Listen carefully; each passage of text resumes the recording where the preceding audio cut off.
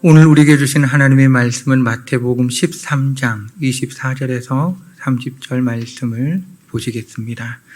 마태복음 13장 24절에서 30절 말씀입니다.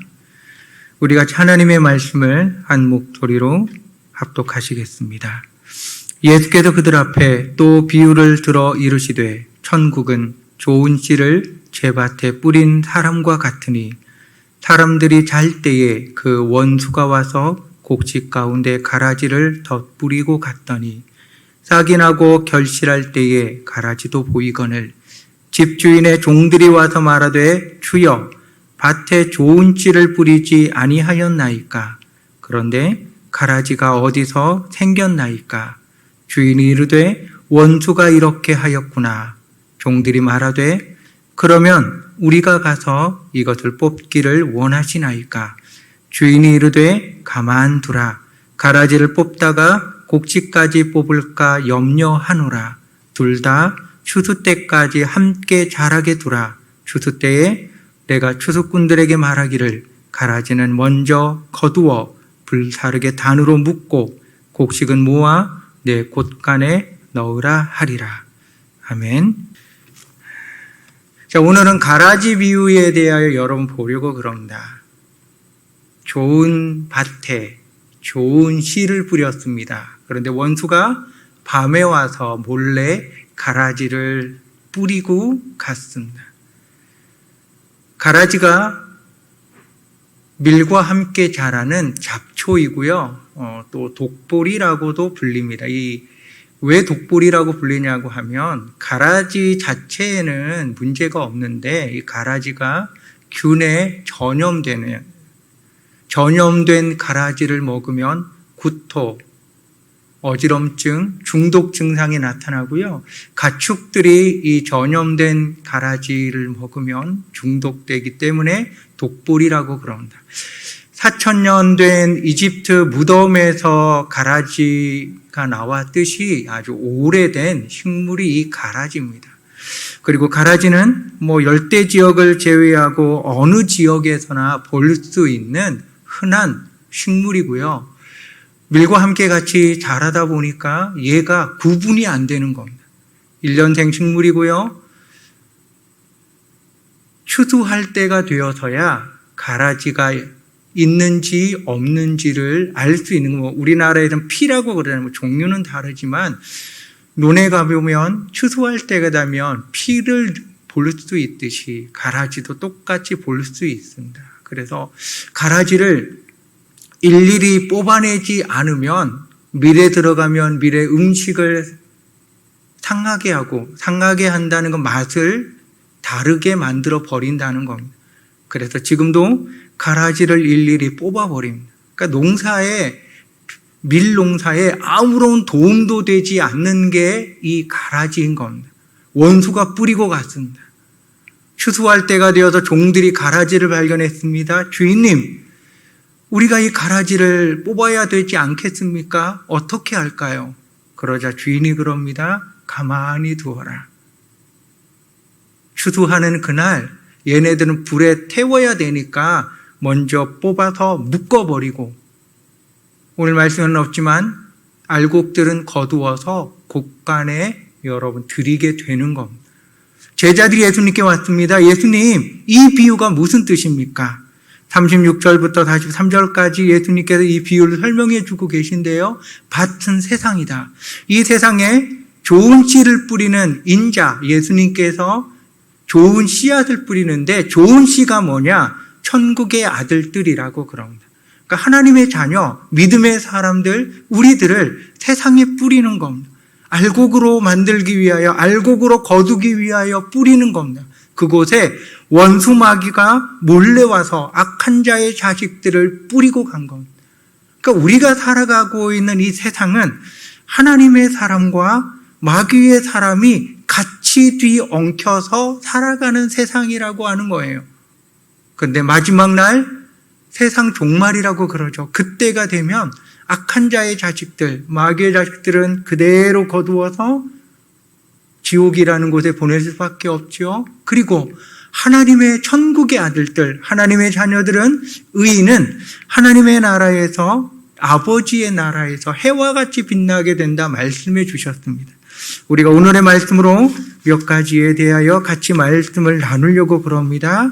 제일 먼저 첫 번째, 좋은 씨와 가라지는 완전히 다른 겁니다. 제가 어릴 때 이 가라지 비유를 들었을 때 마음속에 내가 혹시나 가라지가 아닐까? 가라지면 지옥 가잖아요.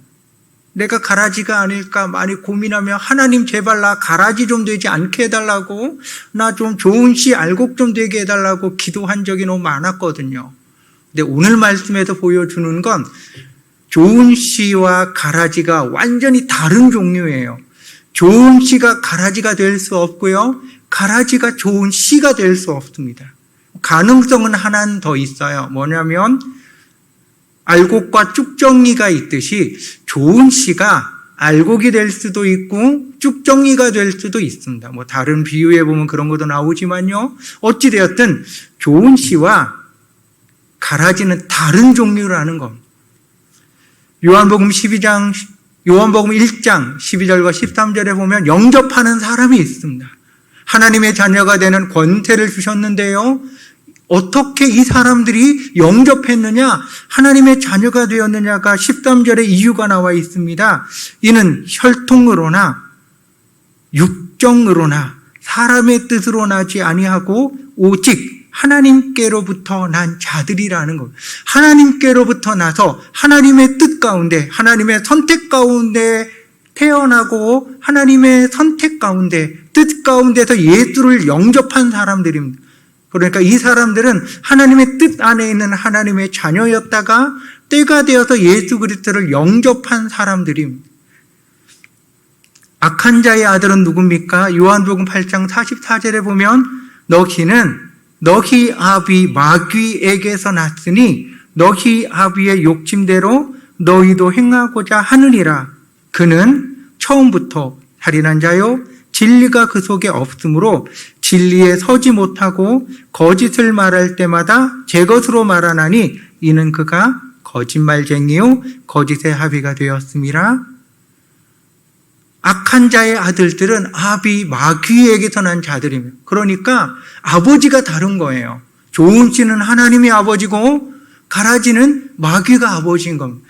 사도 바울은 갈라디아서에서 우리가 잘 알고 있듯이 육체를 따라 난 자와 약속을 따라 태어난 자를 이야기합니다. 여종에게서는 육체를 따라 낳고 자유 있는 여자에게서는 약속으로 말미암았느니라 말씀하고 있습니다. 육체를 따라 난 자가 있고 약속을 따라 태어난 자가 있다는 거예요. 이거는 종자라고 하는 표현이 좋을까요? 완전히 다른 종류인 겁니다. 완전히 다른 종류. 그래서 여러분, 가라지와 알곡은 다른 종류이고 아버지도 틀리고 이들이 걸어가는 길도 완전히 다른 겁니다. 그러면 내가 알곡인지 가라지인지 여러분 어떻게 알 수 있을까요? 어떻게 내가 알곡인지 가라지인지 알 수 있을까요? 성경에 가라지에 해당하는 사람을 우리가 떠올리려고 하면 가인에서 사울 왕, 가룟 유다 이런 사람들을 우리가 떠올릴 수 있을 겁니다. 여러분, 가룟 유다가 구원을 가지고 고민해 봤을까요? 사울 왕이 구원을 가지고 고민했을까요? 내가 알곡인지 내가 가라지인지 그가 고민했을까요? 아닙니다, 여러분. 양심을 따라서 후회를 하고 한숨은 지을 수 있습니다. 그러나 그들이 구원이라는 문제를 가지고 고민하거나 걱정하지 않아요. 왜냐하면 그들에게는 하나님의 말씀이 없기 때문입니다. 하나님의 말씀이 그 안에 들어가야 구원에 대하여 고민하고 걱정하고 하나님의 뜻이 무엇인지 고민하고 걱정하지요. 말씀이 들어가지 않았는데 고민할 이유가 없는 겁니다. 요한복음 8장에 보면은요, 예수님과 유대인과의 대화가 나오는데 예수님의 말씀을 믿는 유대인들이라고 하는 사람들이 남았는데요. 그 사람들은 자신들을 아브라함의 자손이라 그러고요.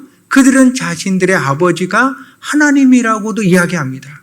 그들을 향하여서 예수님께서 들려준 말씀이 아까 우리가 봤던 요한복음 8장 44절에 너희 아비가 마귀라는 거예요. 내가 아브라함의 자손이고 하나님의 아들이고 내가 바로 그런 자라고 얘기를 하지만 그들 속에는 말씀이 없기 때문에 마귀의 자식이라고 이야기를 하고 있습니다. 우리가 하나님의 말씀으로 여러분 고민하고 계십니까? 구원을 가지고 고민하고 계십니까? 그러면 우리는 좋은 씨 알고 길 수밖에 없다는 겁니다.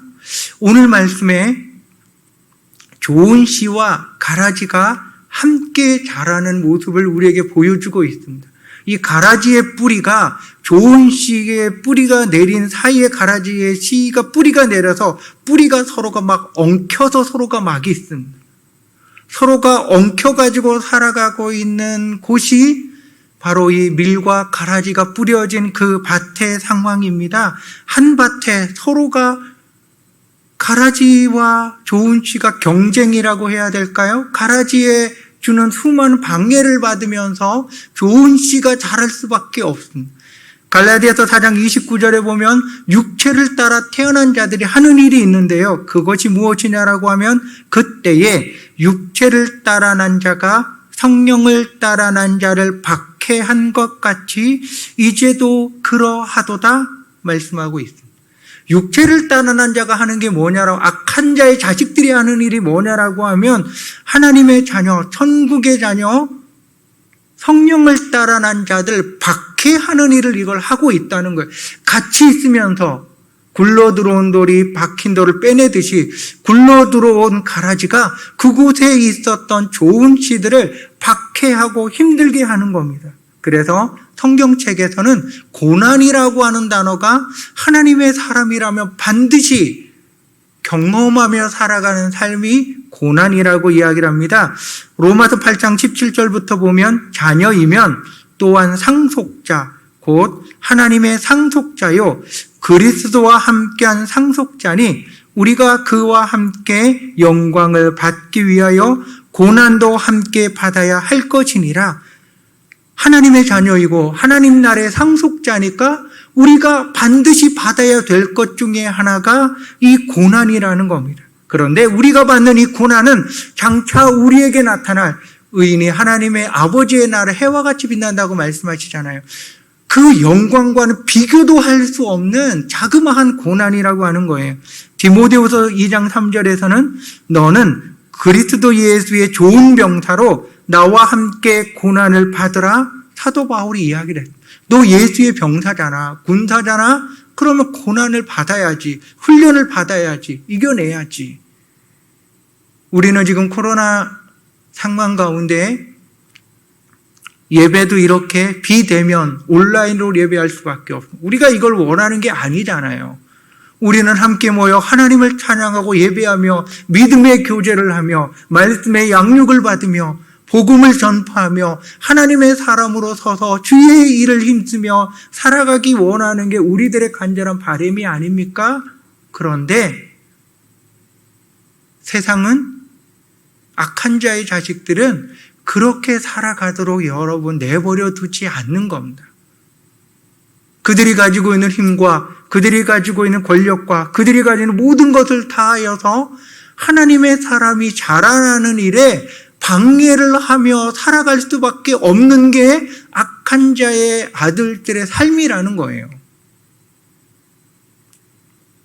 하나님을 믿는 우리들은 우리의 사명을 다하는 거고 악한 자의 자식들은 그들의 사명을 다하면서 여러분 살아갈 수밖에 없는 것이 지금 우리가 있는 이 세상이라는 겁니다. 그러면 고난이라는 걸 받을 수밖에 없고 박해라는 걸 받을 수밖에 없는데 어떻게 살아야 되겠냐고요. 왜 저들이 우리를 박해하는지, 왜 저들이 우리를 미워하는지, 왜 저들이 우리에게 고난을 주는지에 대해서 우리가 묵상하고 고민하며 괴로워하며 살아갈 이유는 전혀 없습니다. 앞에서 말씀했듯이 그분들은 그들의 사명을 다하고 있는 거예요. 그들은 그들이 할 수 있는 최선을 다하여서 사명을 다하고 있습니다.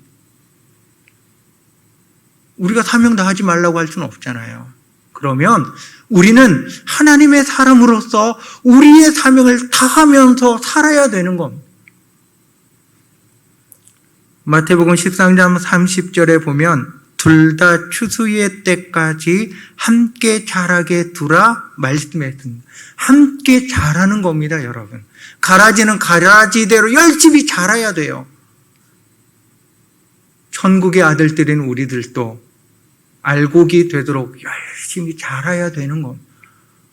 그래서 여러분, 우리가 이 코로나19 상황이 제가 생각할 때는 또 다른 한 면에서 성숙하고 성장할 수 있는 너무나 놀라운 기회라고 여러분 생각합니다.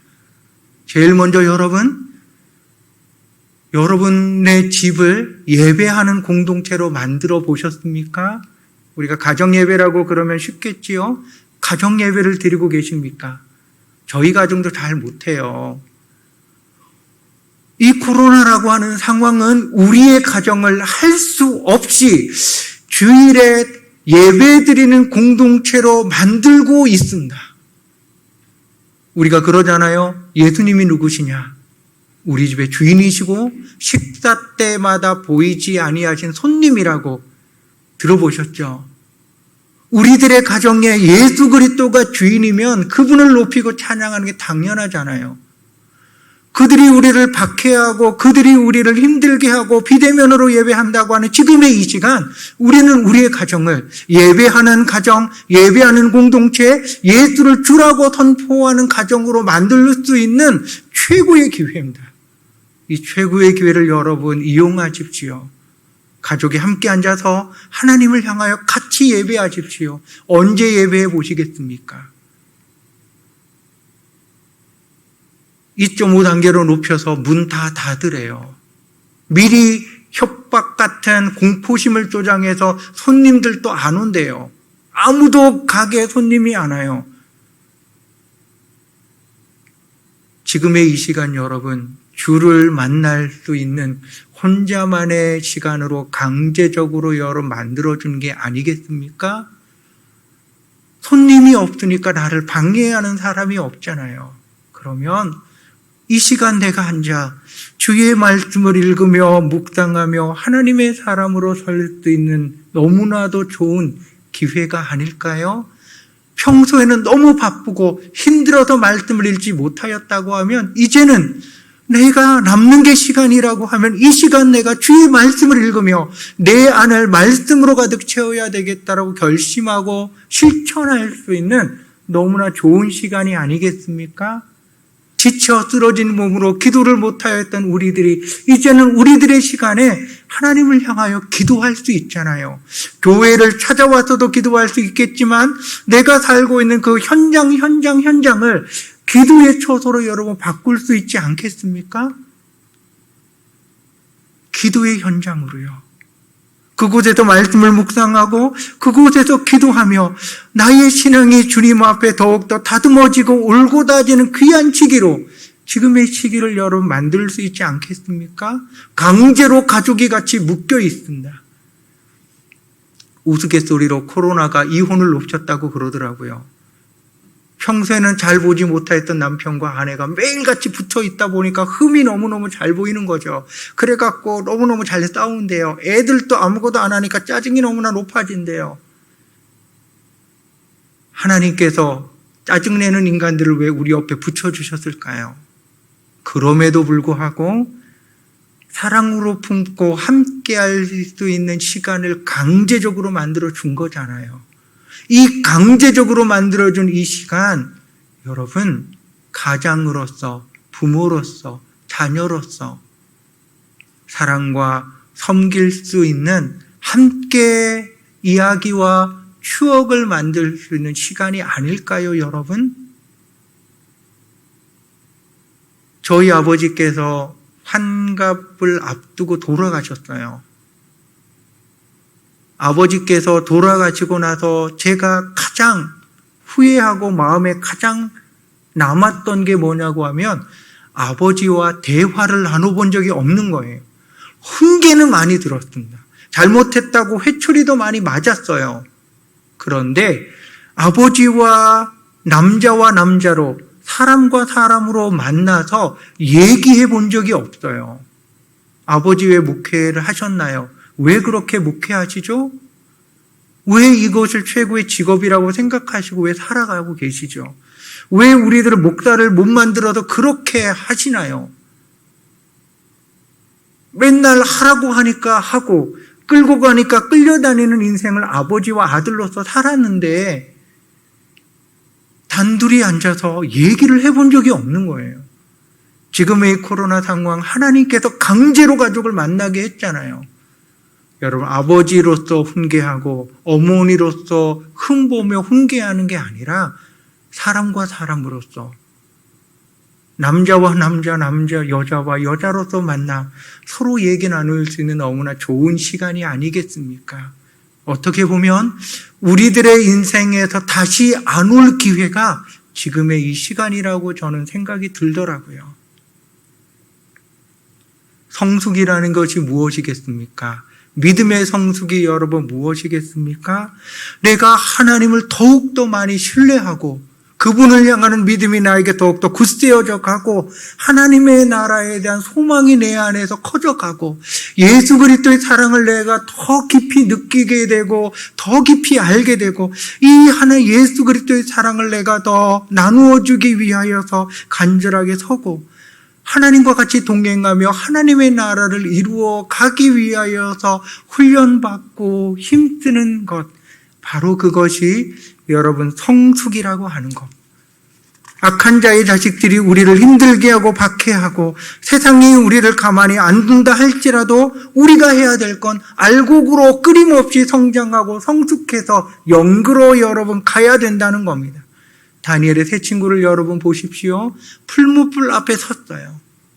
얼마든지 하나님을 부인하고 느부갓네살 왕에게 절할 수 있었습니다. 그러나 그들은 그 시기, 박해의 그 시기가 하나님을 고백하는 시간으로 만들었습니다. 우리는 할 수 없습니다. 하나님이 우리를 여기에서 건져주실 겁니다. 그렇게 하지 아니할지라도 우리는 절대로 하나님의 말씀을 어길 수 없습니다. 그들은 그 박해의 시간이 하나님을 고백하고 하나님의 보호하심을 고백하고 하나님의 말씀을 지키는 하나님의 사람을 고백하는 시간으로 그 시간 앞에 여러분 선 겁니다. 우리들도 마찬가지입니다. 지금의 이 코로나 시간이 하나님 앞에서 세상을 바라보며 악한 자의 자식들을 바라보며 하나님을 고백하는 귀한 시간입니다.